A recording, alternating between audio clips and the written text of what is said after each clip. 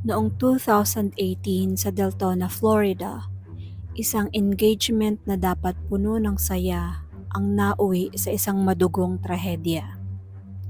Si Patrick de la Cerda, 25 years old, ay handa ng pakasalan ang kanyang fiancé na si Jessica Devnani.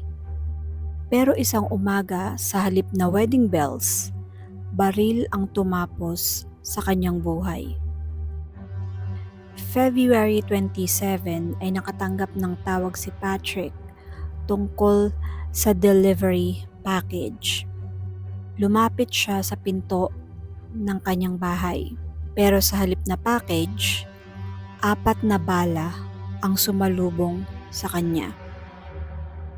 Nawala sa loob ng kanyang bahay ang DVR ng kanyang CCTV. Malinaw na may nagplano para itago ang ebidensya. Walang random robbery. Targeted ang krimen. Agad na lumabas ang pangalan ni Gregory Bender, ang ex-boyfriend ni Jessica. May history si Gregory ng pagiging obsessed at violent, at dati nang may restraining order laban sa kanya.